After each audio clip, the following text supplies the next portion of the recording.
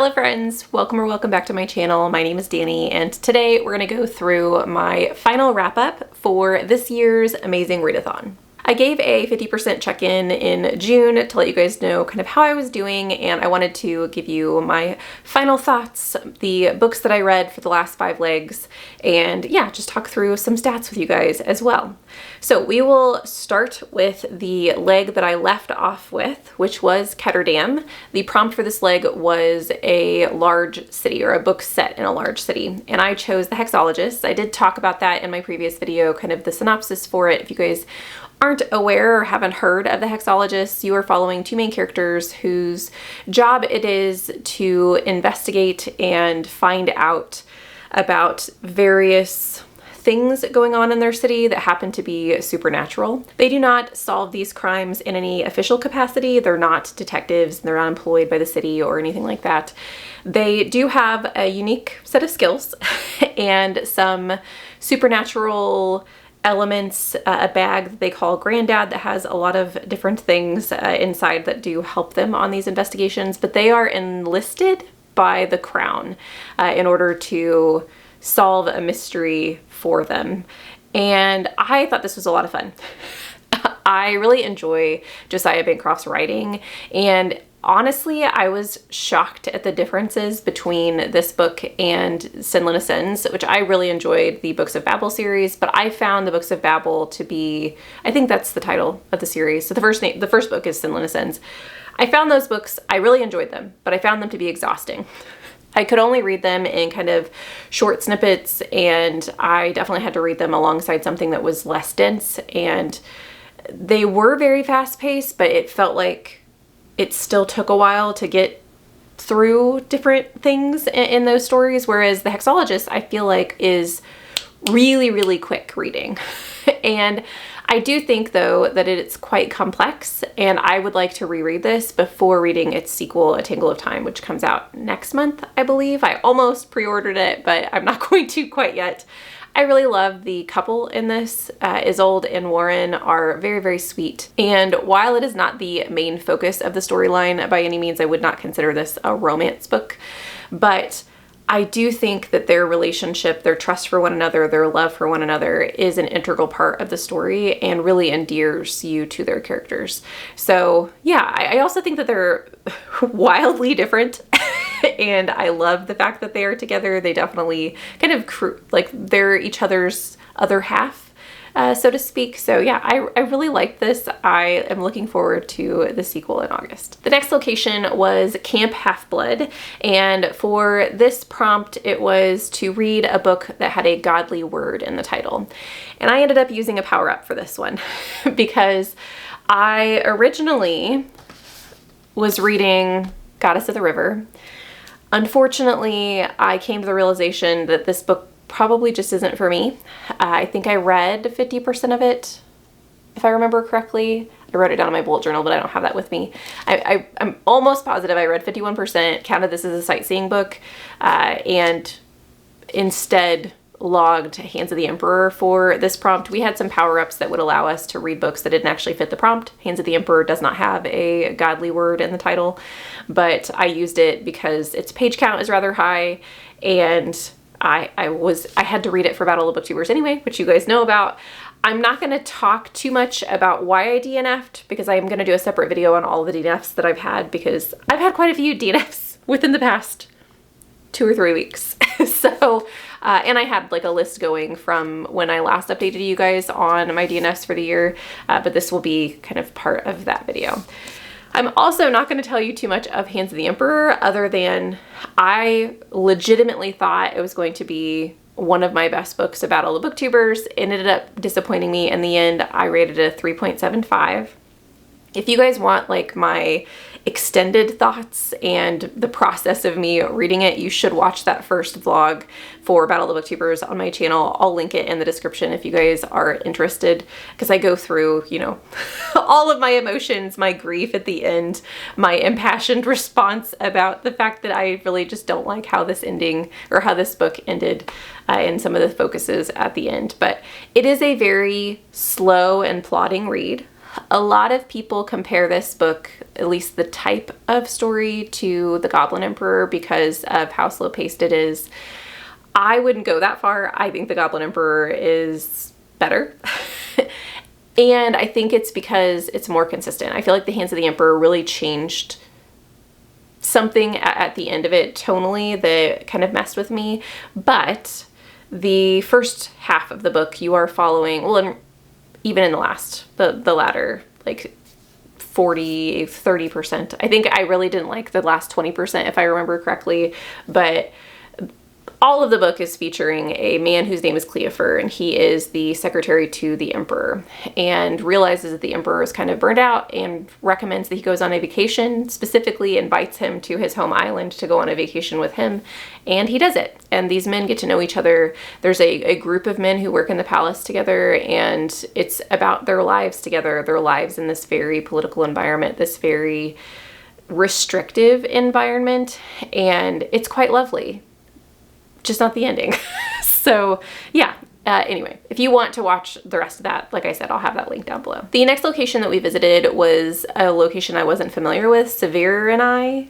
I might be pronouncing that wrong. I'll spell it up here so you guys know exactly what the place is. And honestly, I have no idea where this is. I didn't look it up.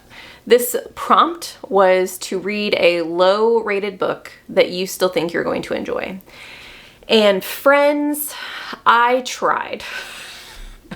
I had 2 books lined up for this. Both of them, I ended up getting their holds. Lightfall was one of them, which is a debut that I was really, really excited about, that featured kind of the last vampire city, or the last supernatural city, but I think it was primarily vampires.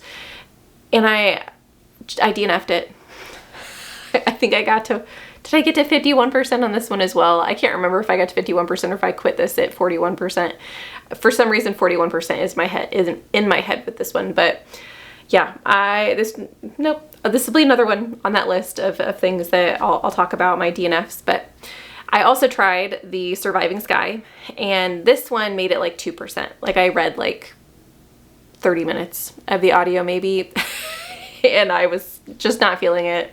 I might give this one another try at a different point in time, but yeah, I think my brain at this point in the competition was just like, no, we're just not having it. And so I decided to skip this prompt. Bree did give us kind of I can't remember what the power-up was called, but it was essentially at the very end of, not the very end, but in this part of the competition, you know, people do start to kind of lag a little bit. Maybe the competition's getting to them, or the reading, maybe we're a little bit overwhelmed. And so she did give us kind of a tag out. We could skip an entire prompt, and I did just decide to skip this one because by the time I had read 40% or 50% of Lightfall and then also tried Surviving Sky, the next prompt had already come out, and I was just like, I can't. Like, I don't want to stress about it, and I moved on. The next prompt was the one that I think I was least excited about in the entire competition, and that was the romance prompt. You just had to read a book with romance in it. This was for Chestnut Springs location, and I picked my brain about a whole bunch of different things that I could read for this. Oh, I forgot a DNF. I also DNF'd for lowest rated Autopsy of a Fairy. Or Autopsy of a Fairytale. Sorry. Those are 2 very different titles.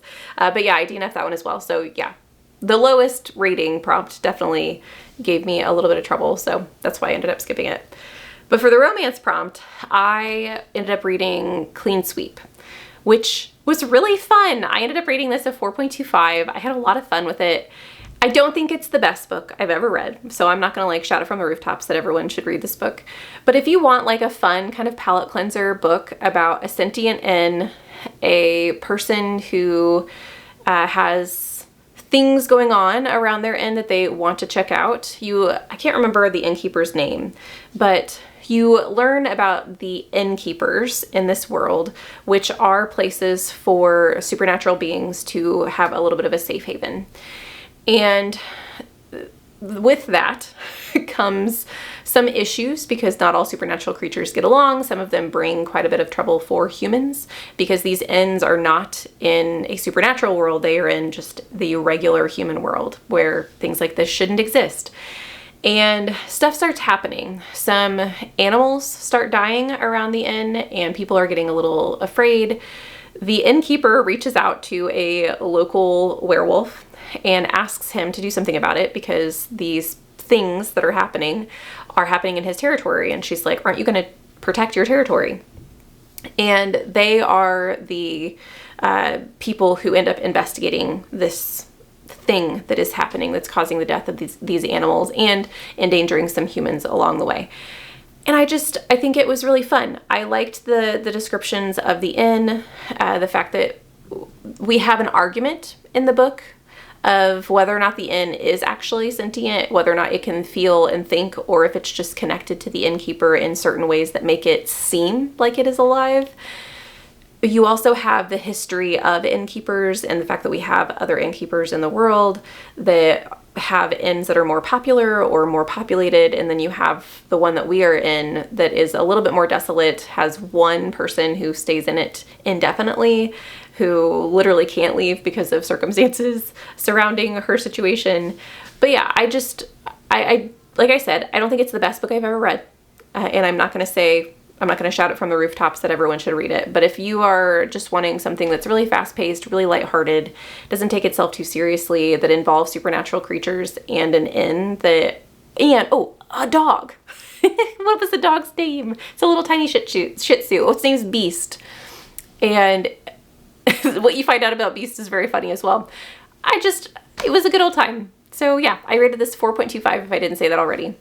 And yeah, I will continue with the series. I think this will just be a series that I pick up every once in a while when I need a pick-me-up. The last stop in the Amazing Readathon was Wonderland from Alice in Wonderland. And for this, we were just supposed to read a shorter book than the last read.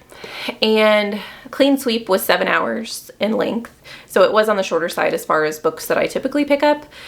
I had a couple of other books in mind that I could have done, and I had one power up still, I think, that I could have used where I could have used any book that I wanted, but I tried a couple more books. Things were not working for me. I kept DNFing. Once again, we will talk about the DNFs in a different video. So I just decided to count Dinosaur Sanctuary Volume 1 as my last prompt for the Amazing Readathon. This is our podcast read for the month of August. So if you guys are interested in picking up this manga, you still have time to pick up your books and read with Leandra and I over at Not Reading for Content. And yeah, we're gonna read the first 3 volumes in the podcast, 1 volume per episode, 1 volume per episode, I was right. And yeah, so I'm not gonna tell you what I rated this. I will tell you that it is a cozy version of Jurassic Park. So, death and destruction isn't the point of this series. You're really just following a dino keeper, person who takes care of dinosaurs at a dinosaur sanctuary. And yeah, so come along with us if you would like to. To give you some overall stats for the Amazing Readathon, I read 11 books in total. That includes my sightseeing books, which I believe I mentioned in my previous video. One of them was Dallergut Dream Department Store, which I'm not going to tell you my reading because that is the current podcast read. So you guys will have to wait until the end of the podcast in July to figure out what my reading was. And then I also read Crenshaw, which was a kind of fun little middle grade that was a 4-star. So my average rating for just the legs, not including my sightseeing books, was a 3.94. So not bad. And my average with my sightseeing books was a 4.01. So I think this was a successful month.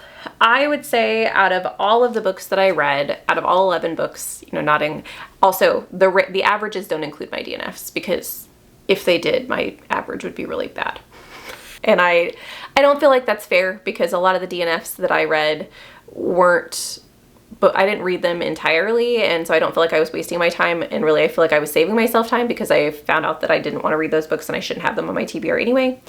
So just to keep that, to note that. I wanted my averages to show that I think I had a pretty good reading month. to kind of wrap it up, I do want to give my favorite read of the month and then just talk about my overall feelings about the readathon. So my favorite read of the month ended up being Bookshops and Bonedust. I am so grateful to the Amazing Readathon and to Bree for putting this together, because I probably would not have picked up this book and would not have continued with the Legends and Latte series had it not been for this readathon and a prompt that I think it was a cozy prompt that I just ended up, it happened to come across my Libby at the right time. It was very fortuitous because I really did enjoy this, and I'm looking forward to reading the third book in the series, which comes out in August or September, one of the two. It's called something in Brigands. Brigands and Breadcrumbs. Is that right? I don't, if it's not, someone should use that as a book title, but I'm excited about it. So I'm glad that this pushed me to pick up something. And I should say, I wasn't not going to pick it up because I didn't like Legends and Lattes, because I did. But there were a couple of things working against it. One, it was a prequel, and prequels don't always work for me. I don't know about them because of the fact that Legends and Lattes was a book that could be read in its entirety. It's a standalone. I felt like, is reading the prequel really going to give me any more than I wanted?